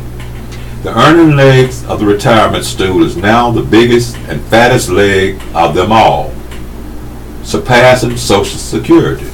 I give Social Security talks around the country, usually as part of a larger retirement seminar. One of the slides in my presentation displays the aggregate income by source of senior citizens. For many of the years, I was using this pie chart slide. The three biggest pieces of the economic pie of older folks were Social Security benefits, asset income, and pension, with Social Security always being the biggest piece. But let me move from this pie metaphor and get back to that stool. Social Security was always the biggest and fattest and sturdiest leg on that retirement stool. Job earners was there, but as a little spindly fourth leg. Yet it kept growing and growing, and now it's gotten so big that it has finally surpassed the Social Security leg. According to the Social Security Administration's Office of Research, Statistics, and Policy Analysis, here is a breakdown of the aggregate income of all senior citizens in this country. Earnings, 34%. Social Security, 33%. Private pensions, 12%. Savings and investments, 9%.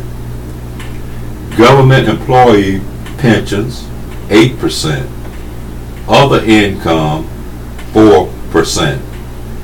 In other words, for the country as a whole, the senior citizen retirement stool actually has 6 legs. 2 of them, Social Security and earnings, are big and stout. The other 4 have morphed into little appendages, so it's a wobbly stool indeed. Another way to look at that data is to determine the most common sources of income for the typical retiree as opposed to the nationwide aggregate income illustrated above. When SSA's research office does this, here's what they find. 84% of seniors get a monthly Social Security check. 63% of seniors have asset income. 37% of seniors get a monthly private pension. 29% of seniors work and have earnings from their job. 16% of seniors get a government employee retirement pension. What that second set of statistics tells us, when compared to the first set, is that although only about a third of seniors are working, for those who do, the money they make represents a substantial part of their income. All of the information I am presenting here comes from a little SSA booklet called Fast Facts and Figures. It's a wonderful source of information filled with fascinating charts and statistics. You can find it at www.socialsecurity.gov. At the top of the home page, pull down the menu icon, and then near the bottom of the page that pops up, click on Research, Statistics, and Policy Analysis. You will find the Fast Facts booklet under the publication list. If you have a Social Security question, Tom Marganaw has the answer. Contact him at thomas.marganaw@comcast.net. Harlem Globetrotters. Team brings laughter to the basketball court. In baseball crazy Puerto Rico, Orlando Melendez gravitated toward a different sport. While his schoolmates were taking batting practice and dreaming of being the next Roberto Clemente, Melendez was excelling at hoops. I liked baseball, but I was never like, I want to play that, Melendez said. So I started playing basketball. And with that, Melendez found his niche. He was recruited to play at the University of North Carolina at Chapel Hill, playing in Final Fours in 1998 and 2000, and he later played professionally in Europe and his native Puerto Rico. Nowadays, Melendez, whose nickname is El Gato, or the Cat, is playing a flashier version of basketball as a member of the Harlem Globetrotters. The famed team will perform at the Crown Coliseum on Thursday. Founded in 1926 in Chicago, the Globetrotters quickly attracted attention for their flashy style of play, which combined athleticism with showmanship. During games, the team would perform skits and work comedy routines into the action. Most of their games were played against the hapless Washington Generals, a kind of stooge team that only won one game in all of the years the teams competed against each other. The team's act made celebrities of several of the players, including Meadowlark Lemon and Fred Curly Neal. NBA great Wilt Chamberlain played with the Globetrotters for a time. Melendez said he started playing at age 6. He said while baseball fields were plentiful, there were not a lot of basketball facilities. There weren't a lot of good ones with the right standards and things you need to play the right way, Melendez said in a telephone interview. Not a lot of people know how to work with the kids and teach them the right way with basketball. But Melendez, who grew to be 6 feet 8 inches tall, persisted in his love of the game, winning a UNC basketball scholarship. He's been playing with the Globetrotters for 5 years and takes pride in being the team's first Puerto Rican player, and he's played with the team in 70 countries. It's fun. It's like everything in life. You have to put a lot of effort, sacrifice, a lot of things, especially when you're on the road 6 or 7 months a year, Melendez said. But when you see those smiles and see people so happy, it makes the whole experience worth it. Melendez said one of the specialties with the Globetrotters is the double ball spin.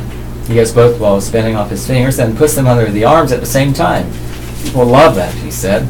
That kind of showmanship has always been a part of the Globetrotters game, and it will no doubt be on display at the Crown on Thursday.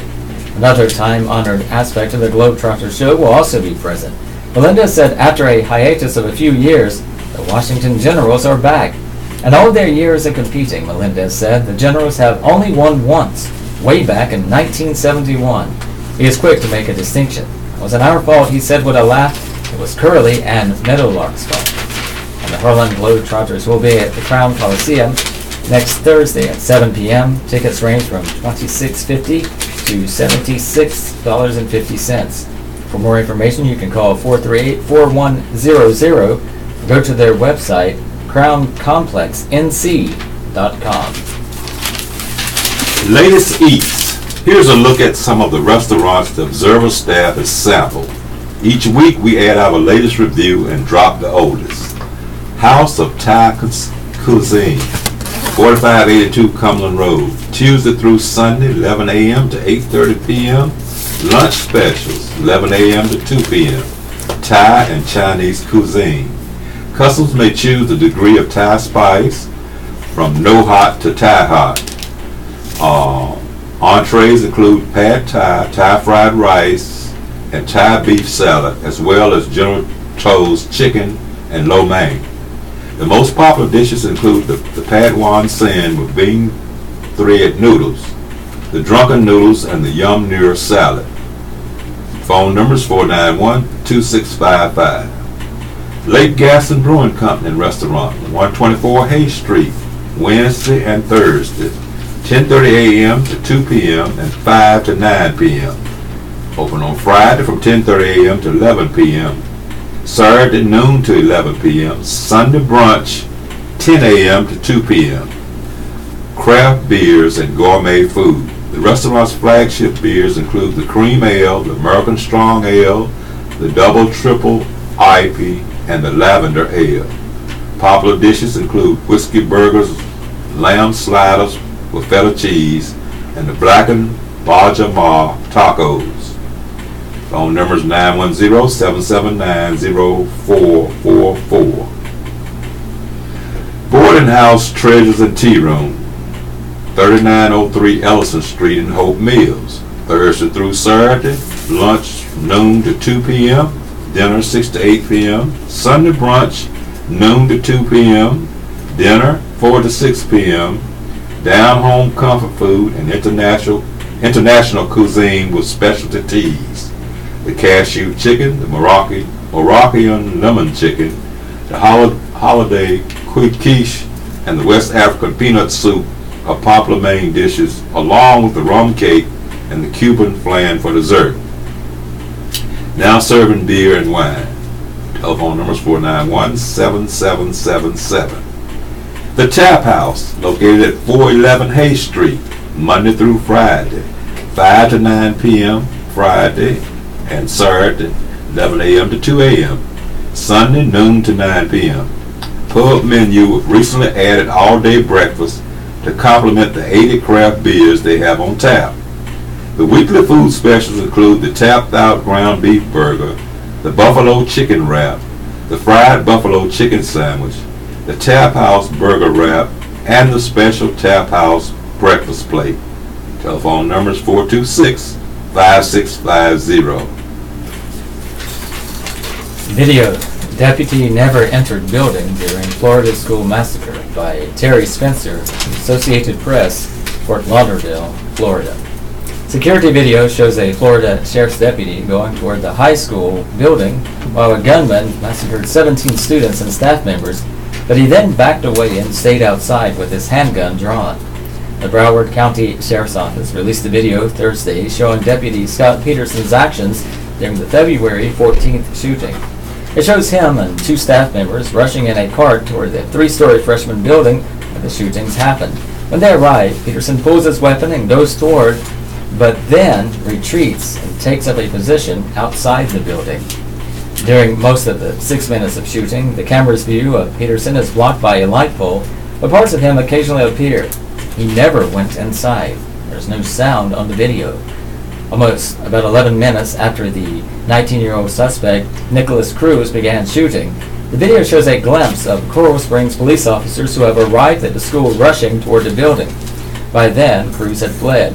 He was arrested an hour later, about a mile from the school.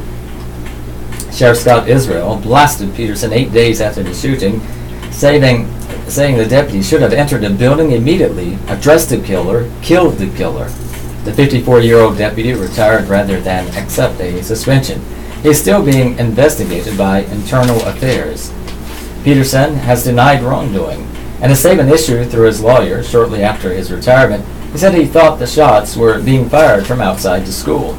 But in radio transmissions released last week, it appears the 32-year veteran deputy knew almost immediately the shots were coming from inside the freshman building.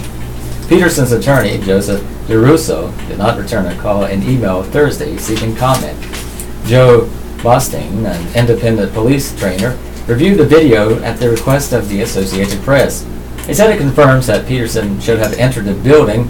That is an almost universal response in police training after the 1999 Columbine High, 2012 Sandy Hook school shootings. He said the question is why he didn't. Was it because of Peterson's individual character or something about the culture in the Broward Sheriff's Office that made him avoid a deadly force situation? The Sheriff's Office has said Peterson underwent active shooter training in 2016, where he was taught to confront and take down the suspect. The Sheriff's Office said in a statement on Thursday, the video speaks for itself. Cruz faces 34 murder and attempted murder charges in the attack, and a judge entered a plea of not guilty on his behalf Wednesday. Prosecutors say they will seek the death penalty. Cruz's public defenders have said he would plead guilty in exchange for a life sentence. Dining out, the best eats in and around Fayetteville. Dugan's Pub features Irish English fare. Dugan's Pub is located at 2 Market Square, Pinehurst. The contact number is 910-295-3400. Hours is open from 11:30 a.m. with flexible closing hours. Type of food, Irish and English specialties that include appetizers, salads, house-made soups, entrees, burgers, sandwiches, desserts, and a full bar. Price range is $8.50 to $24.95. Tell us about your place. Dugan's Pub, a 2-story Irish pub and restaurant, opened in 1998 in the village of Pinehurst. This year marks the pub's 20th anniversary. It was the luck of the Irish and a lot of hard work that enabled owner Alan Riley to acquire the pub, he said. Riley, who was originally from England, is also the restaurant's head cook. My dad was Irish and my mom was Scottish, he said. I started working at Dugan's in 1999 as a bartender. After I came to Pinehurst to volunteer for the U.S. Open. Later, I became the manager, and by 2003, I owned it. He's created his own menu and added his own recipes. Riley is also one of the founders and chairman of the annual St. Patrick's Day Parade. The restaurant is known for its charitable activities and is a drop-off location for donations to the Backpack Pals of Moore County. I want our restaurant to leave a footprint in the village, he said. Specialties. Corned beef and cabbage is just one of the pub's many Irish specialties.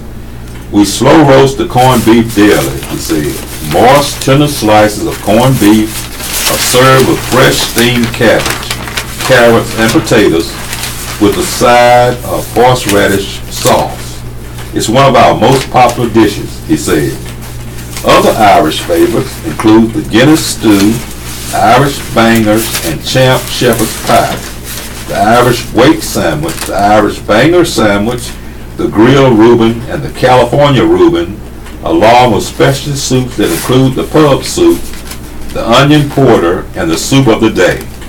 Most popular dish, the Gaelic 10-ounce ribeye steak, pan-seared with Irish whiskey, and the beer-battered Atlantic codfish and chips breaded by hand are most popular, he said. The steak is served with a choice of side and soup or salad. The fish and chips comes with a choice of side and slaw. Desserts include the volcano chocolate cake, English bread pudding, key lime pie, ice cream, and Irish coffee. Why should diners eat here? The food is authentically Irish and made fresh in-house daily, he said. On St. Patrick's Day, there will be Irish music from 12:30 to 3 p.m. and from 6 to 9 p.m. in the pub downstairs. There is also live music Tuesday through Saturday from 9 p.m. to 1 a.m. Frog Holler philosopher Ron Huff. He was one of the great ones. I received the news this morning that a dear friend had departed this earth. It was not unexpected, as he had squeezed every drop out of life and there was nothing left. Rest in peace, Julian. I first encountered Julian Johnson sometime in 1961 when we country bumpkins were shuttled into the big city of Rayford as county schools were consolidated. It soon became obvious that Julian was a force to be reckoned with. We became friends and were classmates all the way through our graduation from Hook High in 1969. Our lives became intertwined from then on. While formidable, Julian was not a loud person. He didn't thrust himself into the center of things. He worked his way there steadily. He always had a wry smile and would accentuate the conversation with rapid-fire wit. We were friendly rivals for academic accolades, although neither of us cared much. We just did what we did as students and let the rest take care of itself. Julian was the valedictorian of our 8th grade class, with me finishing second. I finished second again at Hook High, but this time Jackie Fromm claimed the gold and I barely inched Julian out, probably because of physics. I wish we could have tied for second. Although Julian lived close to town, he was a country boy. He lived on a large piece of land which we thought was the Hope County equivalent of Disneyland. His dad flew and they had their own plane and airstrip. Julian eventually built his own plane, a task for which I have the utmost respect. It takes perseverance, skill, and guts to build and fly your own plane. No problem for Julian. In high school, I often visited Julian at their place and was always treated to new adventures. I had a pool table in their house, which to me was quite extravagant. This was certainly the first time I ever played pool. Mr. Johnson had some big boy toys that he let us play with. They had a military truck that Julian would drive through the surrounding woods, cutting a new swath through small trees like they weren't even there. That was a rush. Julian once coaxed me into a plane and proceeded to do flips until I cried for mercy. He just grinned mischievously. We both liked music. Julian played guitar. He had his band and I had mine. Once again, we were friendly competitors who admired each other's achievements. At high school, we shared some classes, hung around the same crowd, and worked through those hormonal years together. We had a lot of good times. As we left for college, Julian headed to Wake Forest and I to North Carolina State. After college, Julian came back home to work in the family business and lived his life here among family, friends, and his church family. He became a respected community leader and taught Sunday school. Although we didn't see each other often, we were a natural fit as friends and we made every minute count. Of all the wonderful things that Julian accomplished, perhaps the greatest was just living. He had health problems early on and had a series of problems thereafter, including a long battle with cancer. If you don't believe in the concept of mind over matter, then you probably didn't know Julian. He was a true miracle who looked adversity straight in the face and walked right over it. I'm sure his will was his strongest medicine. Perhaps his second greatest accomplishment was in snaring his wife Margaret. She had stood by him through all the years of health problems and was still standing right by him a few days before he passed when I last talked to her. Death was near at that point, but she never faltered. She and Julian can both now get some well-deserved rest. Julian and Margaret made it to the Hope Class of '69 reunion that Charlotte and I had at Frog Holler a while back. I was thrilled to see them and knew that it had been an effort to get there. Though sick, Julian joked and carried on just like we were back in high school. It was a memorable evening. Julian and I both believed in spiritual development, and I am certain that our paths, while different, will lead to the same place. You will be missed, Julian. You were one of the great ones. More later. And again, help us to get the word out about the upcoming at the Gatesville Golf and Country Club, which is located at 6775 Iron Gate Drive, Fayetteville, NC 28306. There will be the 8th annual Colorblind and Visually Impaired Golf Tournament fundraiser held on Saturday, April 7th, 2018. The cost is $250 per team or $65 per player. There will be a $500 cash prize for the first place team. And just help us get the word out. This is Southeastern North Carolina Radio Reading Service, a United Way partner agency. We broadcast from the campus of Fayetteville State University, and our signal is carried by WUNC Chapel Hill. As a nonprofit agency, we rely on public donations. We request your support to continue our services. When making charitable donations, please keep the SENCRRS in mind. Our post office box number is 35029, Fayetteville, NC 28303. If you have any questions or comments, please call us at 910-672-1600, or our toll-free number is 1-844-709-5656. Your radio hosts are Wilbert And Robert. and we are proud to serve you today. Hope teacher needs funds for a kidney transplant. Teacher at Sandy Grove Elementary in need of a kidney transplant has found a donor. Another North Carolina teacher and a friend has started a fundraising campaign to help pay for the medical bills. 5th grade teacher Jim Klein, 36, has suffered with a chronic kidney disease known as focal segmental glomerulosclerosis, or FSGS, ever since he was 18, according to a GoFundMe post made by his long friend Aaron Fredlander of Fayetteville. Not long ago, I got a call from my best friend, who I've known since we were 4 years old, 32 years, Jim said. Hey brother, I need you to come pick me up from the hospital. I've gone into renal failure. Klein was told when he was 18 that he would eventually need a kidney transplant, and that time has come, Fredlander wrote. Through the grace of God, he has made it another 18 years, and in an incredible act of selflessness, another North Carolina teacher has stepped forward to give him one of his kidneys. So far it has been working out, but the medical bills just keep coming and realistically won't ever stop. The transplant surgery and its cost is only half the battle, Fredlander wrote. Anti-rejection drugs and their cost will become part of his daily life in one form or another forever. Klein, a teacher for 10 years, has always been dedicated to the students in his classroom, Fredlander said. Friends described Klein as a selfless, hard-working man.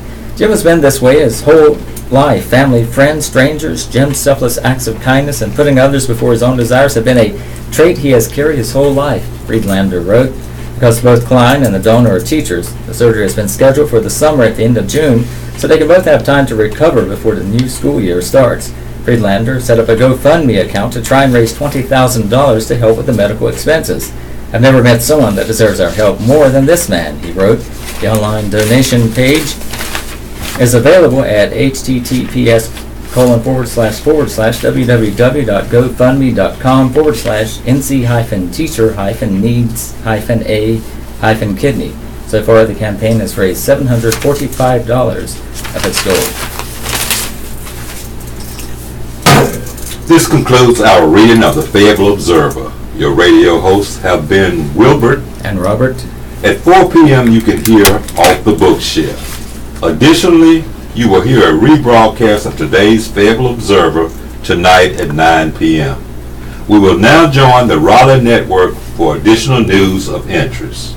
Thank you for tuning us in. We've enjoyed being with you this morning. Have a wonderful day. Join me as we explore the Week magazine.